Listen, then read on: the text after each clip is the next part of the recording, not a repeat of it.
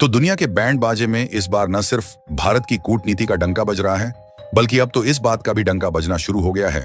कि जिस काम को करने में चीन ने पूरे पूरे 28 साल लगा दिए, भारत ने मात्र 8 साल में ही उसे कर दिखाया है। यकीन मानिए दोस्तों, ये डंका बज रहा है भारत के गोल्ड रिजर्व और फॉरेक्स रिजर्व को लेकर, क्योंकि भारत ने दुनिया से छिपे छिपाए अपने शतरंज की असली चाल चलते हुए इतना ज्यादा सोना इकट्ठा कर लिया है कि न सिर्फ दुनिया के टॉप 10 गोल्ड होल्डिंग में भारत की एंट्री हो चुकी है, बल्कि अब तो भारत दुनिया का 7वां सबसे बड़ा गोल्ड होल्डिंग वाला देश बन गया है। और दोस्तों, ये कोई किस्सा नहीं है, बल्कि आरबीआई की ऑफिशियल रिपोर्ट ये बात कह रही है। और इतना ही नहीं, बल्कि भारत का विदेशी मुद्रा भंडार यानी कि फॉरेक्स रिजर्व ने पिछले हफ्ते में जो बढ़ोतरी हासिल की है, उससे तो पाकिस्तान पूरी तरह से बौखला गया है और यह कह रहा है कि किसी के पास इतने पैसे होते ही नहीं, भारत झूठ बोल रहा है। तो चलिए, पूरी डेवलपमेंट क्या है और इसके पीछे की सच्चाई क्या है, ये सारी जानकारियां इस वीडियो में आसान शब्दों में समझते हैं। लेकिन आगे बढ़ने से पहले इस वीडियो को एक लाइक करके चैनल को सब्सक्राइब जरूर कर लीजिए, क्योंकि आपके लिए तो 1 सेकंड का काम है, लेकिन इससे हमारी काफी बड़ी मदद होती है। देखिए, अभी भी हमें यह कहने में संकोच नहीं करना चाहिए कि इस समय भी जब दुनिया शांति का दावा कर रही है, तब भी वैश्विक हलचल पूरी तरह से समाप्त नहीं हुई है। क्योंकि पहली बात तो भारत और पाकिस्तान के बीच का मुद्दा अभी तक पूरी तरीके से शांत नहीं हुआ है और ना ही चीन का आक्रामक रवैया ढीला पड़ता हुआ दिखाई दे रहा है। यहां तक कि रूस और यूक्रेन के बीच का युद्ध, जो थोड़ा बहुत शांति की ओर जा रहा था पिछले दिनों, जिस तरीके से यूक्रेन ने सीक्रेट मिशन को अंजाम देते हुए अपने ड्रोन से रूस के घातक बम वर्षक विमानों को निशाना बनाया, उससे रूस भी यूक्रेन के खिलाफ जवाब देने के लिए तैयार है, जिससे वैश्विक मार्केट की स्थितियां एक बार फिर से बिगड़ सकती हैं। और देखा जाए तो इतिहास इस बात का गवाह है कि जब 2 देशों के बीच चल रही टेंशन और युद्ध बढ़ता जाता है, तो इसका परिणाम हमेशा ही घातक होता है, जिसका असर दुनिया भर के सभी देशों पर पड़ता है। फिर चाहे कोई देश युद्ध में शामिल हो या फिर बिल्कुल ही शामिल ना हो, ऐसे में केवल 2 ही चीज काम आती है, जिसमें पहला है विदेशी मुद्रा भंडार, जैसे कि डॉलर, यूरो, पौंड और युवान जैसी अन्य फॉरेन करेंसी, जिसकी वैल्यू युद्ध की परिस्थितियों में भी उतना ज्यादा नहीं घटती, बल्कि थोड़ा बहुत ही असर देखने को मिलता है। इसके अलावा कीमत घटने के बजाय जो सबसे ज्यादा महंगा होता है, वह है सोना। जी हाँ दोस्तों, यकीन मानिए, दुनिया तबाह हो जाए और लगातार हमले होते रहे,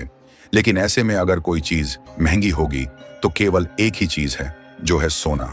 और युद्ध के समय सोने की वैल्यू इतनी ज्यादा बढ़ जाती है कि कोई भी देश सोने के बदले किसी को कुछ भी देने को तैयार हो जाता है। यहां तक कि जब भीषण युद्ध होता है तो कई देश डॉलर, यूरो, पॉन्ड्स एंड युवान जैसी विदेशी करेंसीज को लेने से मना कर देते हैं। लेकिन सोना को लेने से कोई मना नहीं करता, बल्कि इसकी खरीदारी और ज्यादा बढ़ जाती है, जिससे सोने की कीमत आसमान छूने लगती है।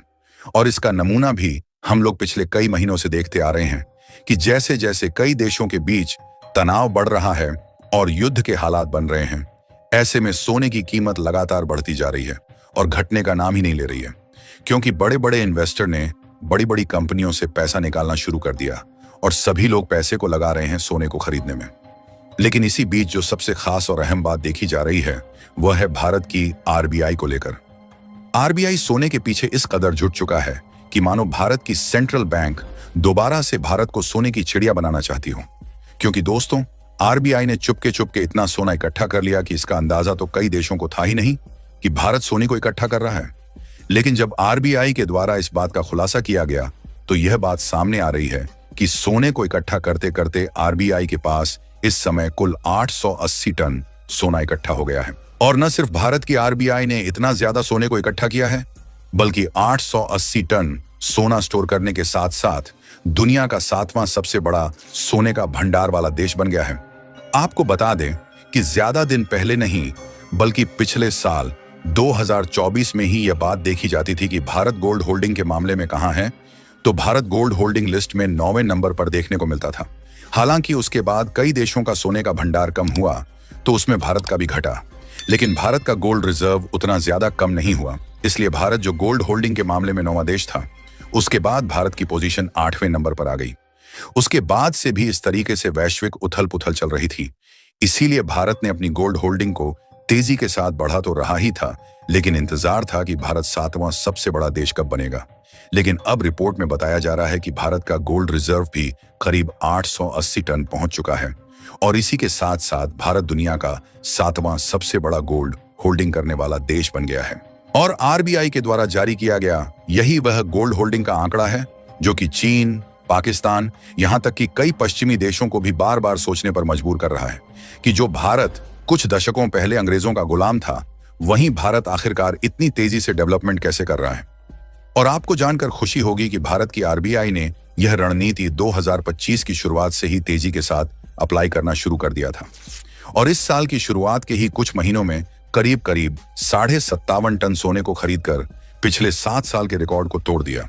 जो कि पिछले 7 सालों में आरबीआई के द्वारा दूसरी सबसे बड़ी सोने की खरीद थी। यानी कि फिलहाल भारत के पास करीब 880 टन सोना इकट्ठा हो गया है। तो इससे भारत एक नए मोर्चे पर बड़ा खेल खेल सकता है, क्योंकि कभी कभी होता यह है कि अमेरिका और यूरोप जैसे देश अपने डॉलर और यूरो करेंसी में व्यापार करने के लिए कई देशों पर प्रतिबंध लगा देते हैं। जैसे कि हम लोगों ने रसिया यूक्रेन युद्ध के दौरान देखा कि अमेरिका ने अब तक रूस के ऊपर डॉलर में ट्रेड करने के लिए सैंक्शन लगाया हुआ है, जिससे कि रूस इस समय डॉलर में लेन देन नहीं कर पाता। लेकिन मैं आपको बता दूं कि भारत के पास इस समय जो गोल्ड है उसकी कीमत लगातार बढ़ती ही जा रही है। और इस समय भारत के पास मौजूद टोटल गोल्ड की कीमत लगभग 4.3 लाख करोड़ रुपए हो चुकी है। यानी कि अगर इसे डॉलर में कन्वर्ट किया जाए तो यह करीब 52 बिलियन डॉलर बनते हैं। यानी कि अगर इमरजेंसी में आपदा भी आ जाए तो चाहे भारत से रुपया या फिर डॉलर में लेन देन कोई करें या ना करें, इसके बावजूद भी इमरजेंसी में हम करीब 7 से 8 महीने का खर्च सोने के एक्सचेंज से ही चला सकेंगे। और जैसा कि हमने आपको बताया कि अगर इस तरीके से आपदाएं आती हैं तो विश्व भर के कई देशों में आएंगी, जिससे सोने की कीमत और बढ़ेगी, जिससे 7 या 8 महीने की तो बात छोड़िए, कई सालों का खर्च भी चल सकता है। फिलहाल ये तो बात हो गई गोल्ड रिजर्व की, लेकिन भारत जिस तरीके से फॉरेक्स रिजर्व यानी कि विदेशी मुद्रा भंडार के खजाने बढ़ाने में पटाखे फोड़कर धमाके मचा रहा है, उससे तो पाकिस्तान चिल्ला चिल्ला कर कह रहा है कि भारत के पास इतने रुपए हो ही नहीं सकते।